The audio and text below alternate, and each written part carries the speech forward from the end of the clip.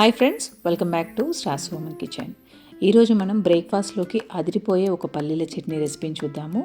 రెగ్యులర్గా కాకుండా కాస్త డిఫరెంట్గా ఉంటుంది, చాలా టేస్టీగా ఉంటుంది. తప్పకుండా వీడియో చూసి నచ్చితే ట్రై చేయండి. ముందుగా ప్యాన్ పెట్టేసుకొని దాంట్లోకి 1 కప్పు వరకు పల్లీలను వేసుకొని దోరగా వేయించుకోవాలి.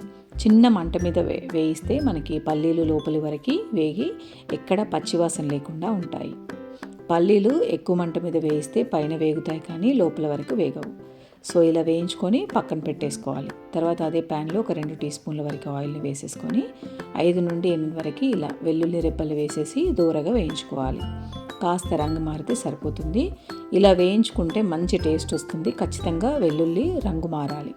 తర్వాత దీంట్లోకి వేయించుకున్న పల్లీలను వేసేసుకొని మరొక 2 నిమిషాల పాటు వేయించుకోండి.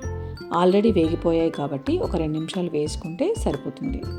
ఇలా వేయించుకున్న తర్వాత వీటిని చల్లారబెట్టుకోవాలి.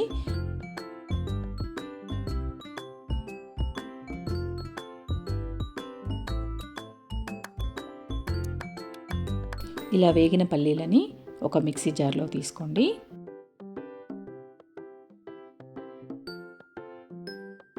ఇప్పుడు దీనిలోకి చట్నీకి సరిపడా కారం వేసేసుకోండి. అలాగే తగినంత ఉప్పు వేసేసుకొని కొద్దిగా వాటర్ పోస్తూ మెత్తటి పేస్ట్ లాగా పట్టేసుకోవాలి.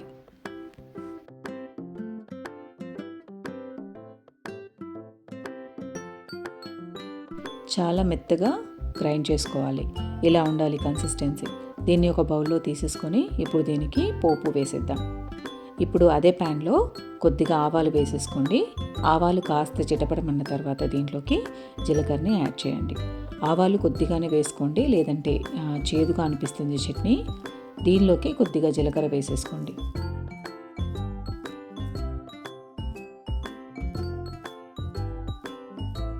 తర్వాత దీంట్లోకి ఒక 2 టీ స్పూన్ల వరకు మినప్పప్పును యాడ్ చేసుకోండి. ఇదే ఈ చట్నీలో సీక్రెట్ ఇంగ్రీడియంట్. మినప్పప్పు చిన్న మంట మీద రంగు మారేంత వరకు వేయించుకోండి. అలాగే ఇందులోకి ఒక 2 రెమ్మల వరకు కరివేపాకుని ఇదే స్టేజ్లో వేసేసుకోండి. కరివేపాకు కూడా చక్కగా వేగిపోవాలి. పప్పుతో పాటే కరివేపాకు కూడా వేగిపోతుంది. పప్పు అయితే మాడకుండా చూసుకోవాలి. మాడిపోతే చట్నీ టేస్ట్ అనేది మారిపోతుంది. దీంట్లోకి కొద్దిగా ఇంగువ వేసుకోండి. ఇంగువ అయితే కంపల్సరిగా వేసుకోండి.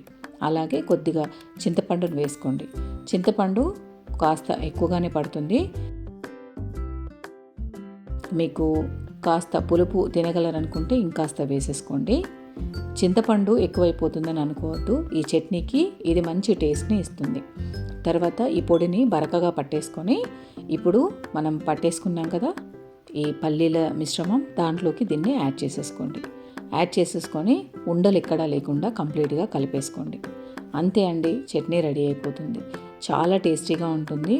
కొన్ని బండ్ల మీద పెట్టే టిఫిన్ సెంటర్లు కానీ లేదంటే ఫేమస్ టిఫిన్ సెంటర్లో ఇలాంటి చట్నీ కనిపిస్తుంది. మీకు బాగా నచ్చుతుంది. తప్పకుండా ట్రై చేయండి. కొత్తగా ఎవరైనా ఛానల్ చూస్తున్నట్లయితే సబ్స్క్రైబ్ చేసుకోండి. చాలా హెల్తీ వంటలు మన ఛానల్లో ఉన్నాయి. సో వీడియో ఎలా వచ్చిందో నాకు కామెంట్ చేసి చెప్పండి. చూడడమే కాదు, ట్రై చేసి చెప్పండి. సో నేనైతే మిల్లెట్ ఇడ్లీతో ట్రై చేశాను, చాలా బాగుంది. ఈ చట్నీ వడ, దోశ, ఇడ్లీ, అలాగే పొంగల్, ఇలా ఏ బ్రేక్ఫాస్ట్తో అయినా చాలా బాగుంటుంది, అదిరిపోతుంది. తప్పకుండా ట్రై చేయండి. మరిన్ని హెల్తీ ఇంట్రెస్టింగ్ వంటల కోసం నా ఛానల్ని సబ్స్క్రైబ్ చేసుకోండి. వీడియో నచ్చితే like, share and comment. Thank you for watching.